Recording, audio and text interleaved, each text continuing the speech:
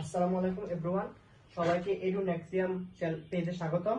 তো আমরা আজকে অক্টাল থেকে বাইনারি কিভাবে কনভার্ট করতে হয়, সৃজনশীলে কিভাবে লিখবো এবং এমসিকিউতে কিভাবে লিখবো তা জানবো। তো এখন প্রথমে তোমাকে সৃজনশীলে কিভাবে লিখবা তা দেখাচ্ছি, তারপরে ক্যালকুলেটরে এমসিকিউ কিভাবে বার করবা তা সলভ করে দেখাবো।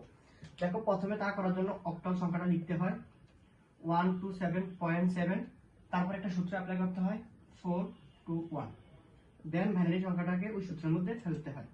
1 এর জন্য কি লাগে 001, এ হচ্ছে 1 এর গ্রুপ।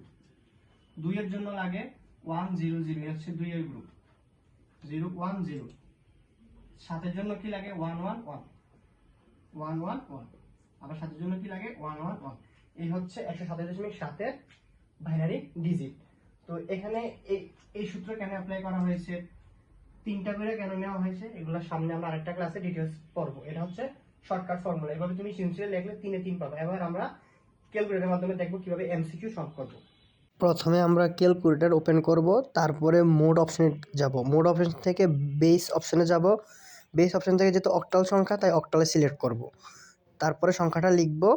লেখার পর যেই সংখ্যায় কনভার্ট, যেমন বাইনারিতে কনভার্ট করছি তাই বাইনারিতে ক্লিক করছি, সংখ্যাটা বাইনারিতে কনভার্ট হয়ে গেছে। এভাবে আমরা যে কোনো এমসিকিউ খুব সহজেই সলভ করতে পারবো।